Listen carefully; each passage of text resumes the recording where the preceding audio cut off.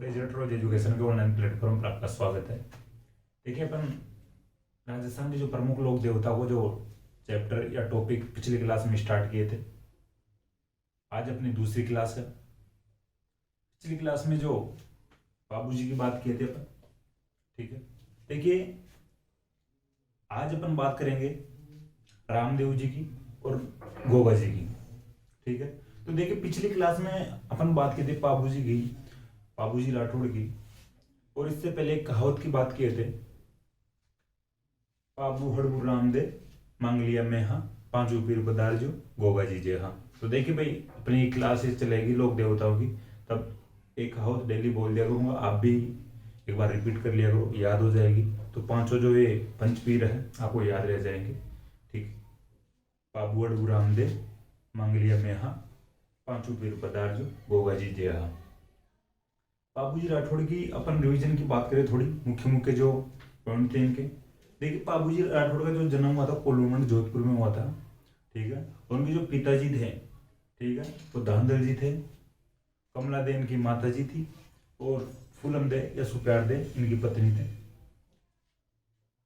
जो इनके दो सहयोगी थे, भील भाई चांदा और डामा। केसर काल में इनकी घोड़ी थी, जो देखा जाए तो उनके जो देवल नामक जानी महिला की थी वो घोड़ी, ठीक है। अपने 3 फेरों के बाद में अपने विवाह से यानी बीच में से उठकर आ जाते हैं, और अपने जो बहनोई जिंदराव खिंची जो जायल या नागौर का राजा था उससे लड़ते हुए शहीद हो जाते हैं। इसके बाद में बात की थी अपन ने गुजरात के 7 थोरी भाइयों की सहायता की थी इन्होंने, बाबूजी, ठीक। देखिए, और बात की थी अपन आगे चल के कि ये रे बारी देवासिया रायका समाज के मुख्य देवता है, ऊंट रक्षक देवता के रूप में पूजा जाता है इनको। और इनकी पुस्तक भी पढ़े थे, जो इम्पोर्टेंट पुस्तक थी, ठीक है। वैसे और भी पुस्तकों के नाम बताए थे, लेकिन जो पाबू प्रकाश है आशिया मोड़ जी की, वो इम्पोर्टेंट पुस्तक है। आज बात करेंगे अपन रामदेव जी तंवर की,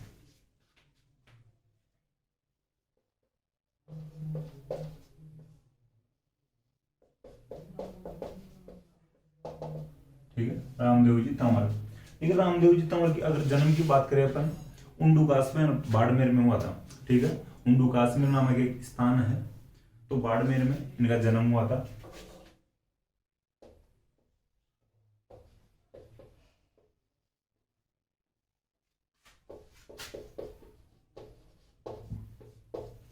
ठीक है, देखिए, अब जन्म की बात कर लिया अपन, इनके माता पिताजी की बात कर लेते हैं। देखिए, माता जैन पिताजी का नाम था इनके अजमाल जी। अजमाल जी तो जो थे ये पोकरण के सामंत थे, ठीक है। अजमाल जी थे पोकरण सामंत यानी पोकरण के सामंत थे, और इनकी माता जी थे मैना देव।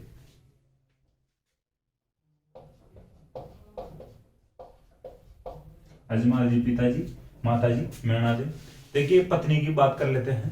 पत्नी का नाम था नेत्र देव। देखिए, दे लगा रहा हूं, लगभग अपन पिछली क्लास में बात किए थे, देखिए जो नाम के आगे दे लग रहा है अपने आज देवी लगता है, तो इस प्रकार से महिलाओं के नाम के आगे उस समय में ये दे लगा दे, मैना दे, नेत्र दे, ठीक है, कमला दे, फूलम दे। तो थोड़ा ध्यान रख लेना भाई। तो इनकी माता जी का नाम था मैना दे और पत्नी का नाम था नेत्र दे। देखिए, जो नेत्र दे थी ये भी अमरकोट की राजकुमारी थी, दलेर सिंह सोडा की पुत्री थी, या दलेर सिंह सोडा की राजकुमारी थी नेत्र दे, ठीक है। पाकिस्तान की जो अमरकोट रियासत की बात किए थे अपन, बाबूजी की बात किए थे। देखिए, इसका मतलब ये हो गया भाई, बाबूजी और रामदेव जी तंवर साडू भाई हो गए, ठीक है, दोनों साडू हो गए। तो ये ध्यान रखना, नेतल देवी दलेर सिंह सोडा की राजकुमारी, दलेर सिंह सोडा की पुत्री थी अमरकोट रियासत से, ठीक है। इसके बाद में बात करते हैं अपन आगे कि गुरु की बात करें, तो गुरु इनके थे बालीनाथ जी,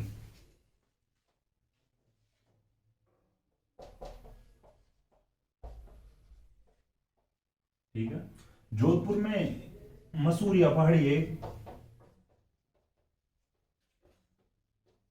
ठीक है, जोधपुर में है मसूरिया पहाड़ी पर इनका मंदिर बना हुआ है बालीनाथ जी का, ठीक है। तो ये ध्यान रखना, बालीनाथ जी का मंदिर जोधपुर में मसूरिया पहाड़ी पर इनका मंदिर बना हुआ है। देखिए जो रामदेव जी तंवर का जो मुख्य मंदिर है, ठीक है, वे सब जानते होंगे, लेकिन नाम तो सुना होगा। अगर ये नहीं पता हो आपको, भाई वो मंदिर है जो रामदेव जी तंवर इन्हीं का है, रामदेवरा जैसलमेर में है। ठीक है,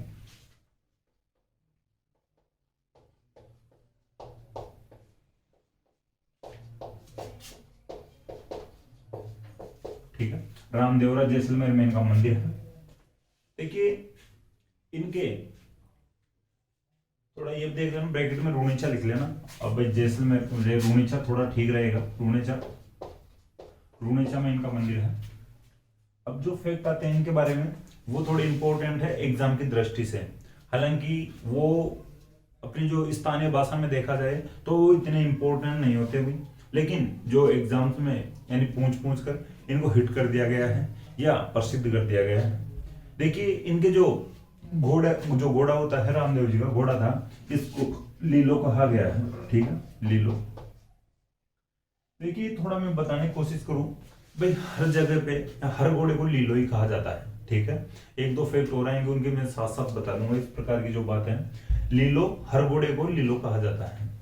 जैसे और घोड़ी को लीलन कहा जाता है। ठीक है, तेजा जी को घोड़ी को लीलन कहा गया है और घोड़े को लीलाई कहा जाता है। ठीक है, हर घोड़ा, भाई रामदेव जी का नहीं, लेकिन एग्जाम वालों ने पूछ पूछ के फिट कर दिया है रामदेव जी के घोड़े को ही लीलो कहा जाता है, लेकिन ऐसा कुछ नहीं है। लेकिन फिर भी आपको याद रखना होगा कि भाई लीलो, एग्जाम की दृष्टि से अपने को यही याद रखना है, लीलो जो कहा जाता है रामदेव जी के घोड़े को कहा जाता है। ठीक है, रामदेव जी के झंडे की बात करें, रामदेव जी के झंडे को नेजा कहा जाता है। ठीक है, नेजा। देखिए अब इसकी भी मैं बात बताऊं, और देखिए नेजा जो होता है झंडे का पर्यायवाची होता है, लेकिन वही बात एग्जाम वालों ने पूछ पूछ के, आरपीएससी ने पूछ पूछ के प्रसिद्ध कर दिया है, हिट कर दिया है कि भाई नेजा किसे कहते हैं, नेजा रामदेव जी के झंडे को नेजा कहा जाता है। लेकिन ऐसा नहीं है। देखिए स्थानीय भाषा की बात बता रहा हूं मैं, स्थानीय जो क्षेत्र में अपन अब जैसे किस प्रकार से यूज करते हैं, लेकिन झंडे को नेजा ही कहा जाता है, झंडे का पर्यायवाची होता है नेजा। लेकिन एग्जाम में पूछा जाता है नेजा किसका झंडा है, किस लोक देवता का झंडा है, तो अपने को एग्जाम में करना है रामदेव जी तंवर का झंडा नेजा कहलाता है। ठीक है, बाहर की बातों से कुछ नहीं लेना देना वहां पे एग्जाम में, वो इन बातों को नहीं मानेंगे, वो नेजा को ही रामदेव जी का झंडा मानेंगे। ठीक है, देखिए फिर बात करें आगे चल के कि इनके जो भक्त होते हैं, मेघवाल भक्त होते हैं, इनको रिखिया कहा जाता है।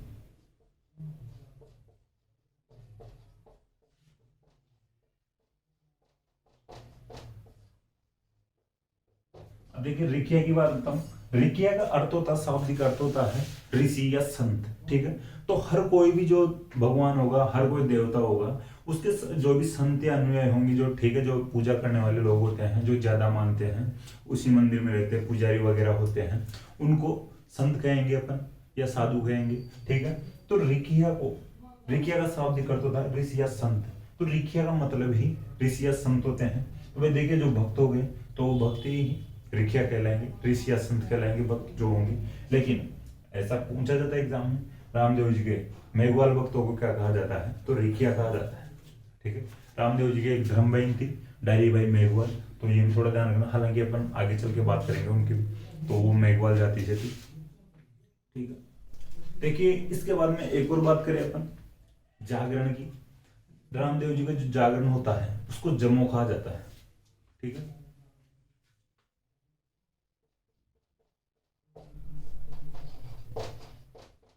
देखिए जो रामदेव जी का जागरण होता है, इसको जम्मू वाली बात जो आती है सामने एग्जाम की दृष्टि से, ये भी अपने को याद रखना है।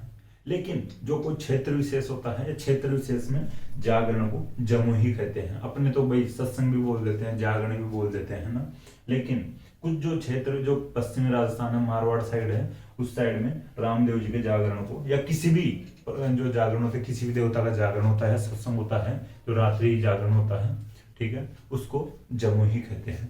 तो फिर भी अपने को याद रखना है, झंडे को नेजा कहते हैं, मेघवाल भक्तों को रिखिया कहते हैं, और जागरण को जमो कहते हैं, और घोड़े को लीलो कहते हैं। अब आगे बात करें जो इनके भक्तों द्वारा जो गाए जाते हैं, ठीक है, इनके भजन गाए जाते हैं, रामदेव जी के भजन गाए जाते हैं भक्तों द्वारा, उनको बयावले कहते हैं। ठीक है,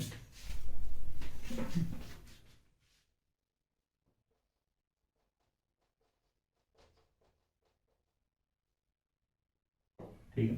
रामदेव जी को जो भक्तों द्वारा भजन गाए जाते हैं उनको ब्यावले कहते हैं।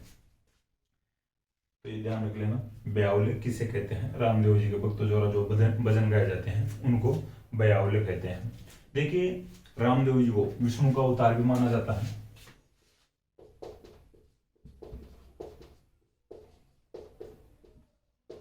ठीक है, रामदेव जी को विष्णु का अवतार माना जाता है।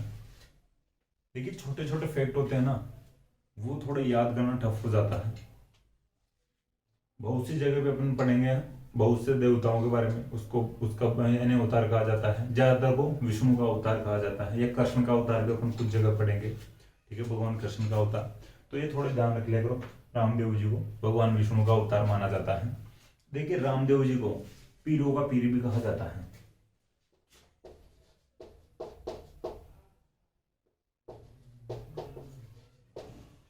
ठीक है, देखिए, पीरों का पीर वाली जो मैं बात बताऊं, रामदेव जी जो इनके समय में ये पर्चे देने लग गए थे, एक प्रकार से चमत्कार बताने लग गए थे लोगों को, भाई लोगों की इनमें आस्था बढ़ने लगी थी धीरे धीरे कि रामदेव जी पर्चे देते हैं। पर्चे मतलब है चमत्कार। ठीक है, लोक देवताओं द्वारा दिए गए चमत्कारों को ही पर्चे कहते हैं।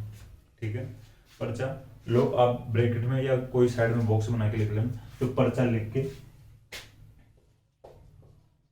ठीक है, लोक देवताओं के चमत्कारों को पर्चा कहते हैं। आज भी ऐसे बोलते भाई क्या पर्चा दिया उसने, कोई भगवान है उसने ये पर्चा दिया, पर्चे बता।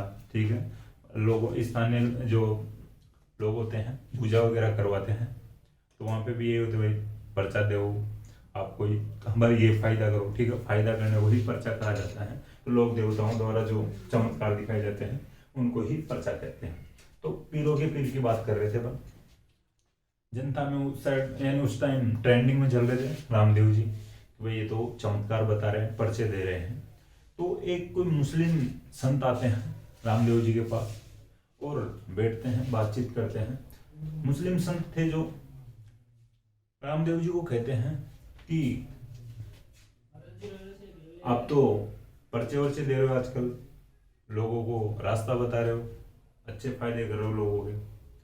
तो रामदेव जी कहते हैं यार ऐसी कोई बात नहीं, मैं कोई पर्चे वर्चे नहीं दे रहा हूँ, और आप तो मेरे मेहमान बन के आए हो, आप खाना खाइए। खाना खिलाने की कोशिश करते रामदेव जी, लेकिन जो परीक्षा ले रहे थे एक प्रकार से, मुस्लिम संत जो लोग आए थे, मुस्लिम लोग आए थे, तो वो कहते हैं हम तो हमारे बर्तनों में ही खाना खाते हैं, तेरे घर के बर्तनों में खाना नहीं खाएंगे। और रामदेव जी कहते हैं कि भाई यार मैं मेरे घर में तो मेरे बर्तनों में ही खाना खिलाऊंगा, आपके घर के ही बर्तनों में आप खाना खाना चाहते हो तो आप साथ लेके आते, अब मैं कहाँ से लेके आऊँ आपके घर वाले बर्तन। तो जो मुस्लिम संत आए हुए थे, जो मेहमान आए हुए थे, जो अतिथि आए हुए थे, जो गेस्ट आए हुए थे, वो कहते हैं कि तू इतना ही पर्चे बता रहा है या लोगों को रास्ता बता रहा है, उनके फायदे कर रहा है, तो अगर ऐसा ही अगर तू देवता है चाहे भगवान है, तो तू ऐसा करके हमारे घर वाले बर्तन ला दे घर यहाँ पे, या तेरे जो घर के बर्तन है उनको हमारे घर वाले बर्तनों में परिवर्तित कर दे। ठीक है, तेरे घर के बर्तनों को या जो हम यहाँ पे खाना खाएंगे उन बर्तनों को हमारे घर वाले बर्तनों में परिवर्तित कर दे। अब रामदेव जी को लगा कि यार ये तो ईगो हर्ट वाली बात हो रही है, चैलेंज कर रहे हैं, एग्जाम ले रहे हैं। ठीक है, ईगो हर्ट किसी का हो जाए और हकीकत में उसके पास शक्तियां हो तो भाई कौन क्या नहीं कर सकता। लेकिन रामदेव जी कहते हैं भाई ठीक है यार, करता हूँ कुछ जुगाड़, आंखें बंद करो आप। तो जो मुस्लिम संत थे, मुस्लिम जो मेहमान आए हुए थे, वो आंखें बंद करते हैं और रामदेव जी अपना चमत्कार दिखाते हैं और उन बर्तनों को जो मुस्लिम संत आए हुए थे उनके घर वाले बर्तनों के समान कर दिए थे या उनमें परिवर्तित कर दिए थे। तो उनको लगता है यार ये तो बड़ी घटना हुई है, हकीकत में तो पर्चे बताता है। तो जो मुस्लिम संत थे उन्होंने पीरों का पीर कहा था रामदेव जी को। ठीक है, पीरों का पीर। देखिए, मैं पिछली क्लास में बात किया था शायद आपके साथ कि पीर जो मुस्लिम धर्म में जो लोक देवता होते हैं या अपने लोक देवता होते हैं, उन्हीं के समान जो मुस्लिम धर्म में जो होते हैं संत होते हैं, तो उनको पीर कहा जाता है। ठीक है, अपने लोक देवता कहते हैं, उनके पीर कहते हैं। तो अपन बात किए थे स्टार्टिंग में कि ये जो पंच पीरों के नाम से जाने जाते हैं, इन जो अपन 5 देवता पढ़ रहे हैं, लोक देवता पढ़ रहे हैं, उनको मुस्लिम भी पूजते हैं और हिंदू भी पूजते हैं। ठीक है, तो मुस्लिम संतों ने पीरों का पीर कहा है, तो ये तो पीर है भाई, पीर है लेकिन पीरों से भी बढ़कर है। ठीक है, तो सही आपके समझ में आया होगा। ठीक है, रामदेव जी को पीरों का पीर कहा जाता है। देखिए, भाद्रपद शुक्ल एकादशी को रामदेव जी तंवर ने जीवित समाधि ली थी रूणेछाव में।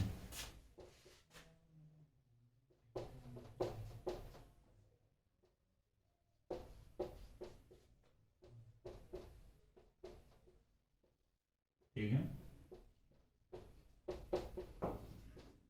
भाद्रपद शुक्ल एकादशी को रामदेव जी ने समाधि ली थी रूणेछाव में।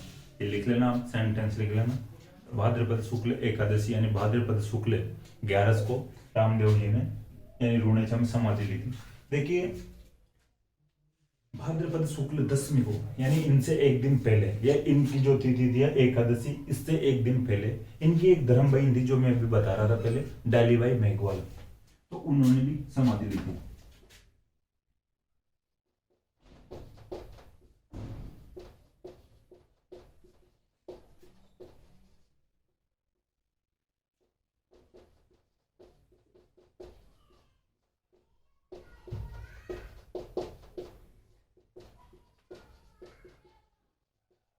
ठीक है, ये ध्यान रखना भाई। भाद्रपद शुक्ल एकादशी यानी 11 को तो रामदेव जी की समाधि लेते हैं। इनसे एक दिन पहले, इनकी तिथि से एक दिन पहले यानी 10वीं को, शुक्ल पक्ष की यानी भाद्रपद के जो माह में शुक्ल पक्ष की 10वीं को डालीबाई मेघवाल समाधि लेती है।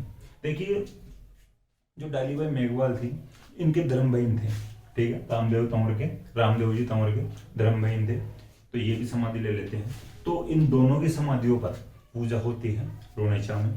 ठीक है, एकादशी को रामदेव जी की समाधि पर पूजा होती है और 10वीं को डालीबाई मेघवाल की समाधि पर पूजा होती है। ठीक है, देखिए अपन ने यहाँ तक बात की।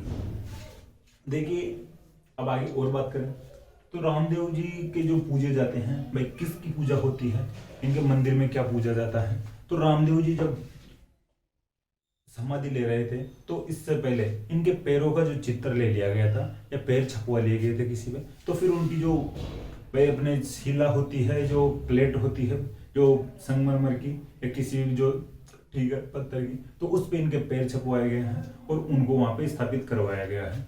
तो इनके पगले पूजे जाते हैं रामदेव जी के।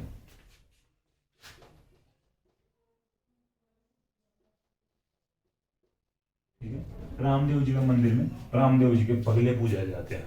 ठीक है भाई, जो देवता होते हैं, जो कोई भी भाई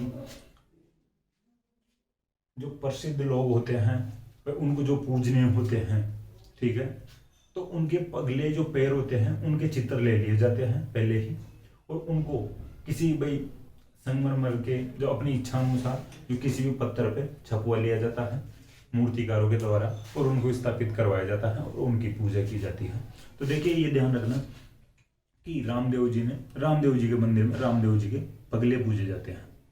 फिर आगे जो फैक्ट आता है, तो रामदेव जी एक समाज सुधारक भी थे। ठीक है, रामदेव जी एक समाज सुधारक थे। तो रामदेव जी ने किया क्या समाज सुधारक के रूप में, रामदेव जी ने छुआछूत मिटाने का प्रयास किया था। ठीक है, छुआछूत मिटाने का, अनटचेबिलिटी के का प्रयास किया था कि समाज में एक दूसरे के साथ छुआछूत वाली जो भावना है ये वो नहीं रखी जाए, सभी को समान रूप से देखा जाए। ठीक है, और हिंदू मुस्लिम एकता का भी प्रयास किया था। ठीक है, ये ध्यान रखना, रामदेव जी ने छुआछूत मिटाने और हिंदू मुस्लिम एकता का प्रयास किया था। देखिए कितने अच्छे थे रामदेव जी उस समय में भी। आज भी देखिए ये कुरीतियां हैं जो मिटने को नहीं आ रही है, लेकिन उस जमाने में भी एक बंदा कोई आगे चल के इस प्रकार की भावनाएं फैला रहा समाज में कि तो छुआछूत मिटाई जाए और एक हिंदू मुस्लिम एकता स्थापित की जाए।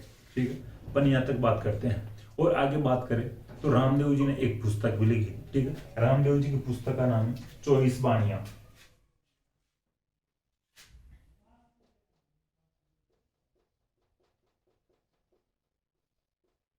ठीक है, रामदेव जी की पुस्तक है 24 बाणियां। थोड़ा ध्यान रखना, इंपॉर्टेंट फैक्ट है, 24 बाणियां पूछी जा सकती है। 24 बाणियां पुस्तक किसकी है या रामदेव जी की पुस्तक कौन सी है। तो 24 बाणियां रामदेव जी की पुस्तक है। देखिए, रामदेव जी ने कामड़िया पंथ की स्थापना की थी।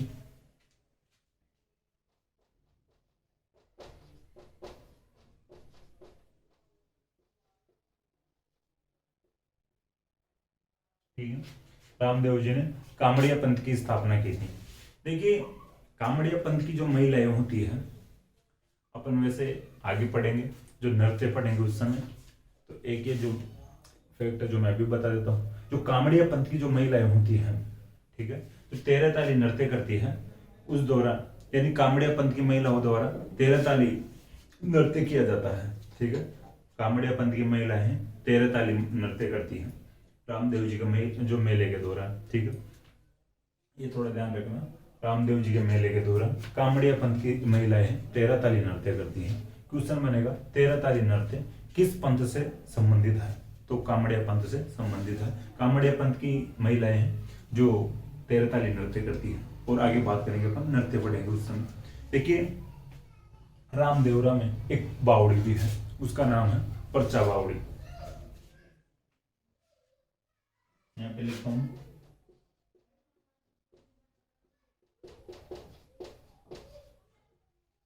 ठीक है, रामदेवरा में परचा बावड़ी भी है। भाई रामदेव जी यहाँ पे पर्चे वर्चे देते थे, ठीक है, तो यहाँ पे रहे भाई यहाँ पे बावड़ी बनवा दी गई है, तो उसका नाम रखा गया है परचा बावड़ी। अब बात करते हैं जो रामदेव जी, यानी रामदेव जी की जो अंतिम जो फैक्ट आ रहे हैं अपने सामने, अब मैं बताना चाहूंगा आपको। इनके जो मंदिरों की बात करते हैं, मंदिर आप लिख लेना। इनका मुख्य मंदिर मैं बता दी, रामदेवरा जैसलमेर में, ठीक है, रूणेचा रामदेवरा या जैसलमेर, ये थोड़ा ध्यान रखना। रामदेवरा रूणेचा में है, रूणेचा जैसलमेर में है, ठीक है, ये थोड़ा ध्यान रखना। मुख्य मंदिर है ये। एक पोखरण में भी है मंदिर, ठीक है, पोखरण भी जैसलमेर में है, ठीक है, पोखरण में भी है मंदिर रामदेव जी का। एक हल्दीना में है, हल्दीना अलवर में है। देखिए यहाँ पे लिखने की कोशिश करूंगा,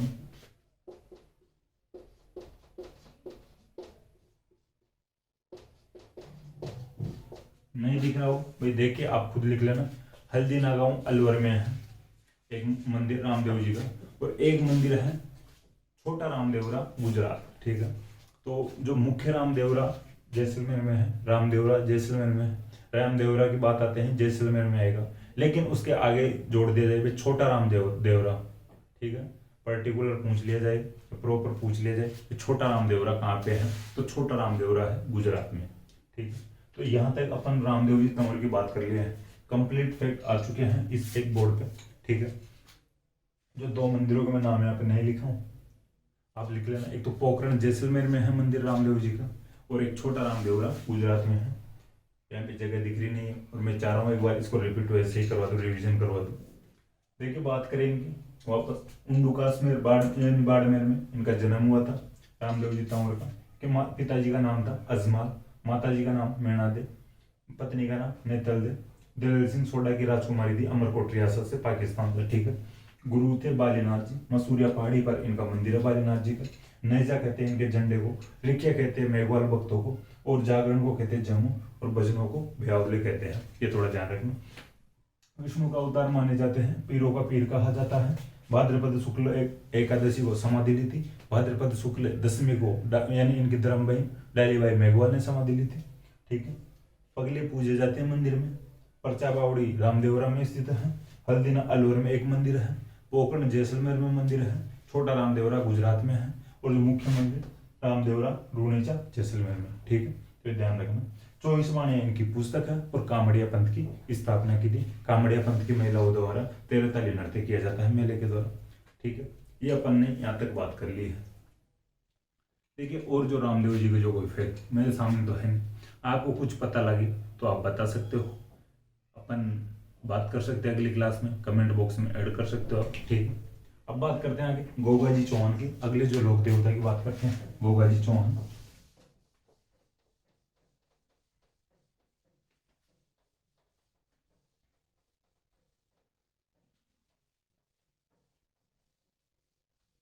देखिए इनके आगे इनकी जो जातियों के नाम भी लग रखे हैं, जैसे रामदेव जी तंवर पड़े यहाँ पर, गोगा जी के आगे नाम है गोगा जी चौहान, ठीक है।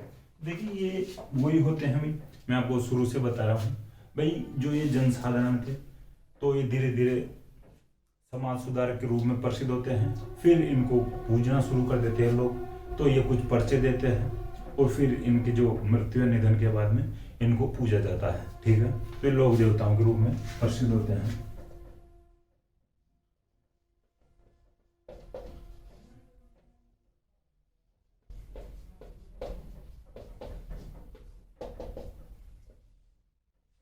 बात करते हैं गोगा जी चौहान की। देखिए गोगा जी का जो जन्म हुआ है ददरेवा नामक एक स्थान है चूरू में, ठीक है। पहले जन्म की बात करते हैं। चूरू में ददरेवा नामक स्थान है,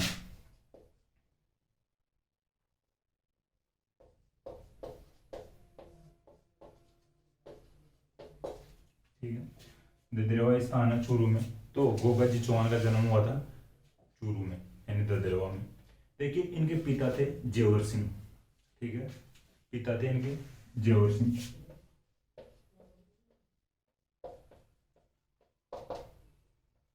इनकी माता जी का नाम था बादशाह दे, वही नाम में दे लग रहा है लास्ट में, ठीक है। तो माता जी का नाम बादशाह दे था और पिता थे जेवर सिंह। देखिए सामंत थे, ठीक है। जेवर सिंह थे जो भाई आपके जो सामंत थे, इनके गोगा जी के पिता जेवर सिंह थे, ये सामंत थे और इनकी माता जी बादशाह दे थी। देखिए अब बात करें आगे। जब इधर महमूद गजनवी आक्रमण कर रहा था, तो लगभग 1000 ईस्वी के आसपास आक्रमण कर रहा था भारत पर और भी जो क्षेत्रों पे, ठीक है। तो इस दौरान इधर भी आक्रमण कर रहा था, पंजाब साइड, हनुमानगढ़ साइड, ठीक है, उत्तरी राजस्थान साइड, ठीक है। तो महमूद गजनवी से गोगा जी का भी आक्रमण यानी युद्ध होता है या गोगा जी भी लड़ते हैं, ठीक है। तो गोगा जी महमूद गजनवी से युद्ध करते हैं।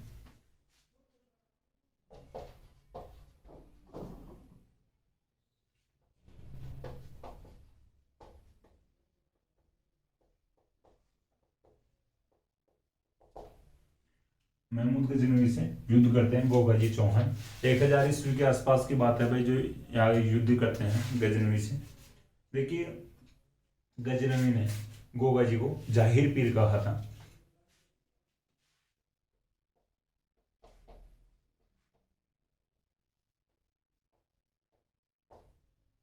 ठीक है। महमूद गजनवी ने गोगा जी को जाहिर पीर कहा था। जाहिर पीर का मैं बात बताने की कोशिश करूँ आपको, देखिए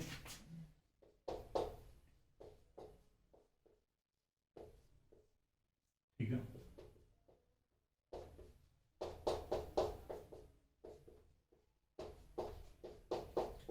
देखिए पीर का मतलब तो अपन शुरू से बात कर रहे हैं, देवता होते हैं, लोग देवता होते हैं। जाहिर का मतलब होता है शाब्दिक अर्थ देखा जाए तो साक्षात, ठीक है। तो जाहिर पीर का मतलब है साक्षात देवता। तो महमूद गजनवी ने गोगा जी को साक्षात देवता कहा था, ठीक है। आप लिख सकते हो साइड में। अब देखिए जाहिर पीर क्यों कहा था, ऐसा क्यों कहा था गजनवी ने। गजनवी से आक्रमण यानी युद्ध होता है गोगा जी का, ठीक है। गोगा जी अपना रूप धारण करते हैं, जो लोक देवता वाला रूप धारण करते हैं, अपना चमत्कार दिखाते हैं और गजनवी से युद्ध लड़ते हैं। गजनवी के सामने युद्ध लड़ने जाते हैं तो गजनवी जो ही तलवार अपनी चलाए तो उसको उसके सामने या हर गजनवी के हर कैंडिडेट के सामने गोगा जी दिखे, ठीक है। भाई जो गोगा जी तो प्रॉपर हो तो एक ही सकते हैं, लेकिन अपना चमत्कारिक रूप दिखाते हैं और गजनवी के हर सैनिक के सामने गोगा जी का चित्र बनता है या अपनी गोगा जी के हर सैनिक या सॉरी गजनवी के हर सैनिक के हाथों में गोगा जी का चित्र बनता है कि जो भी तलवार चलाता रहा, जो सामने वाला सैनिक तलवार चलाता है तो ऐसा लगता है गजनवी के सैनिकों को वो ये गोगा जी है। तो वो थोड़े कड़ाचूक हो जाते हैं एक प्रकार से, ठीक है। उनका माइंड ऐसा हो जाता है कि भाई यार इतने कितने भाई गोगा जी दिख रहे हैं। तो फिर गजनवी को यानी इस चमत्कार का पता चला भाई ये बात है और ये लोक देवता है। तो ऐसा करने पे, ठीक है, तो गजनवी ने गोगा जी को यानी जाहिर पीर कहा था भाई ये तो साक्षात देवता है, ठीक है। देवता का साक्षात रूप है गोगा जी। तो थोड़ा ध्यान रख लेना भाई, जाहिर पीर कहा था महमूद गजनवी ने गोगा जी को। देखिए अपन पहले से बात कर रहे हैं भाई गायों की रक्षा के लिए जो लोक देवता थे उस समय में बहुत ध्यान देते थे। गाय उस जमाने में आर्थिक जो स्थिति होती थी उसको भी दर्शाती थी, ठीक है। जिसके पास ज्यादा गाय और जो बैल होते थे वो वही पैसे वाले आदमी होते थे। बैल जिनके पास हो, ठीक है, उधार मांग के ले जाते थे कृषि के लिए, जो हल जोतने के लिए लोग उस समय में जो गरीब लोग होते थे वो पैसे वाले या धनवान लोगों के पास बैल उधार मांग के ले जाते थे जो खेती या कृषि जोतने के लिए। तो गोगा जी उस समय यानी गायों की रक्षा करते हैं। गायों के लिए सब लोग जो हो सकता था, जितनी हेल्प करते थे। तो गोगा जी भी गायों की हेल्प करते रहते हैं, रक्षा करते रहते थे। तो देखिए इनके एक मौसेरे भाई थे, ठीक है, दो मौसेरे भाई थे गोगा जी के, अर्जन और सर्जन।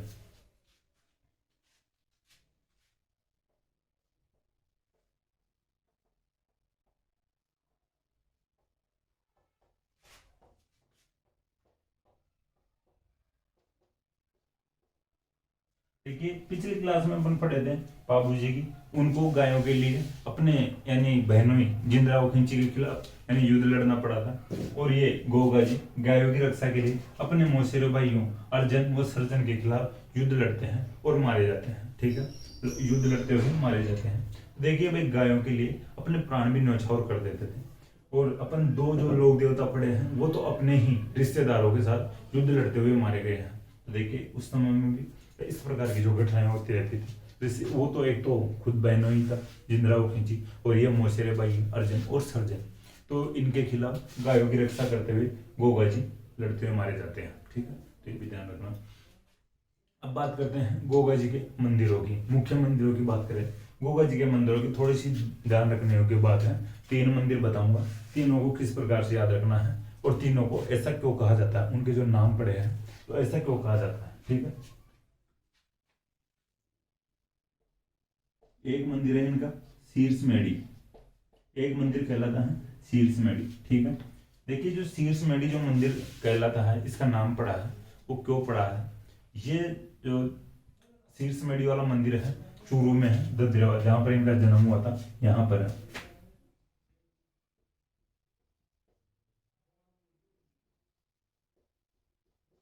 ठीक है। एक मंदिर का नाम है इनके दुर्मेड़ी, गोगा जी के एक मंदिर का नाम है दुर्मेड़ी। देखिए ये जो मंदिर है दुर्मेड़ी है, जो हनुमानगढ़ में एक स्थान पड़ता है, ठीक है, तो उस स्थान का नाम ही पड़ा है गोगा मेड़ी। गोगा जी के नाम के कारण ही या गोगा जी के कारण ही इस जगह का नाम पड़ा है गोगा मेड़ी, लेकिन ये है हनुमानगढ़ में।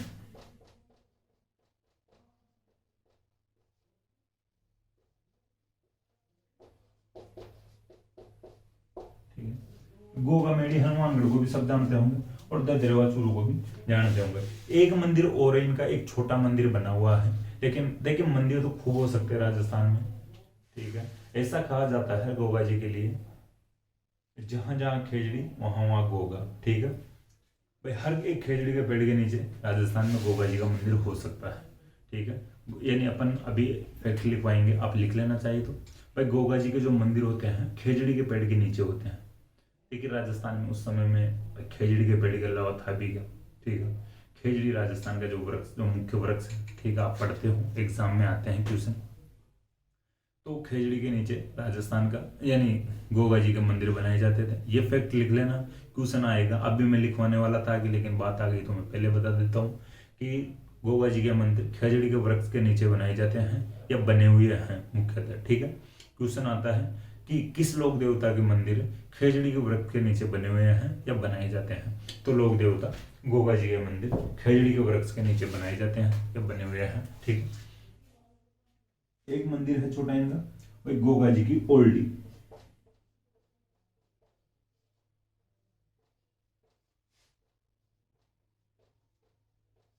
ठीक है। ये गोगा जी की ओल्डी, ओल्डी छोटा कमरा या छोटा मंदिर का रूप है। ओल्डी कह सकते हैं अपन, छोटे कोई मंदिर या कमरे को कहते हैं, या कोई छोटा कमरा हो या जो सामान वामान रखने का अपने मकानों में होता है, पुराने जमाने के जो मकानों में या जो स्थानीय भाषा में उनको कह दिया करते हैं ओल्डी या कोटड़ी, ठीक है। कोटड़ी भी कहते हैं कुछ लोग कुछ यानी क्षेत्र में, ठीक है, थोड़ा ध्यान रखें। गोगा जी की ओल्डी। देखिए खिलेरियों की ढाणी है,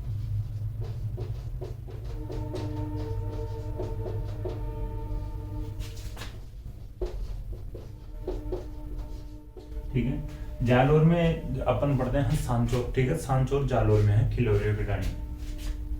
यहाँ पे लिखता हूँ,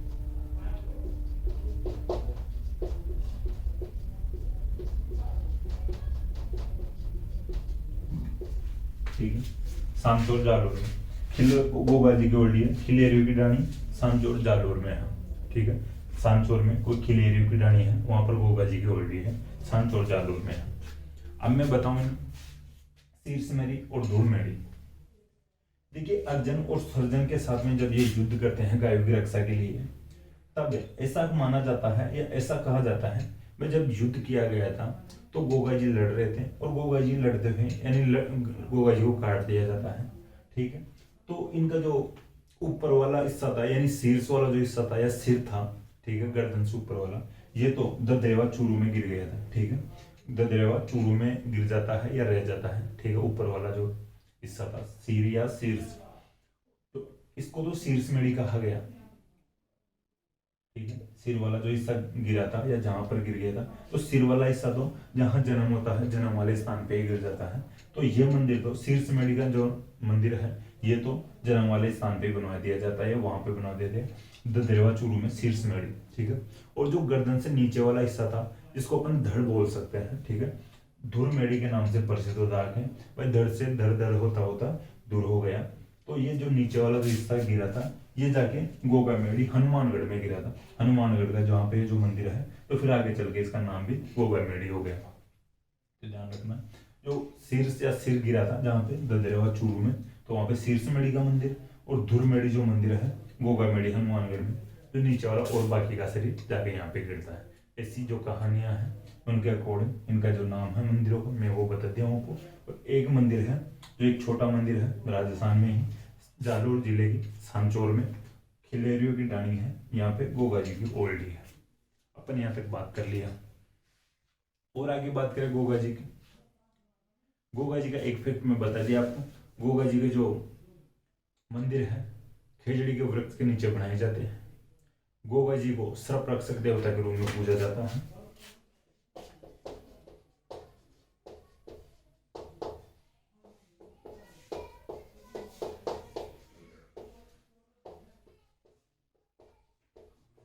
ठीक है, सर्प रक्षक देवता के रूप में पूजा जाता है गोगा जी को।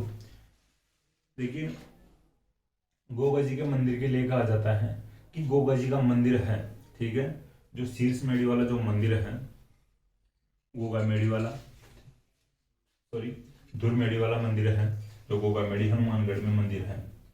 ठीक है, तो ये जो मंदिर है गोगा मेढ़ी वाला, ये मकबरे के समान बना हुआ है। ठीक है, मकबरा, मकबरा देखिए जो मुख्यतः मुस्लिम धर्म में चलता है। ठीक है, मकबरा जो शब्द है, तो थोड़ा ध्यान रखना।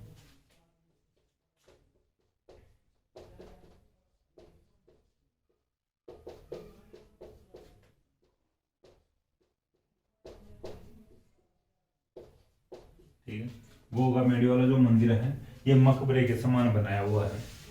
देखिए जो ये गोगा मेढ़ी वाला जो मंदिर है जो मकबरे के समान बनाया हुआ है, इस पर एक शब्द लिखा हुआ है बिस्मिल्लाह है।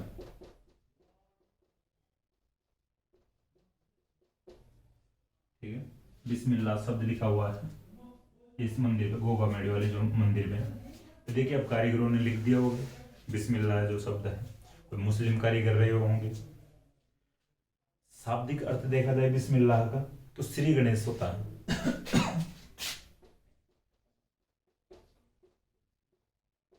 ठीक है, अपन किसी काम का श्री गणेश करते हैं या शुरू करते हैं, प्रारंभ करते हैं, तो उसको श्री गणेश कहते हैं। तो अरबी भाषा में बिस्मिल्लाह का मतलब भी किसी यानी काम का शुरू करना या श्री गणेश करना होता है। ये देख लेना, बिस्मिल्लाह शब्द का अर्थ होता है अरबी भाषा में श्री गणेश करना। ठीक है, देख लेना ये बात भी। गोगा मेढ़ी वाला मंदिर मकबरे के समान बनाया हुआ है, इस पे बिस्मिल्लाह शब्द लिखा हुआ है। बिस्मिल्लाह का शाब्दिक अर्थ होता है श्री गणेश। अब बात करते हैं एक पुस्तक की, बात करते हैं कवि नेह द्वारा लिखी हुई है। ठीक है, कवि मेह के द्वारा। ठीक है, उस पुस्तक का नाम है गोगाजीरा रसावला। यहाँ पे लिखता हूं मैं, समझ लेना।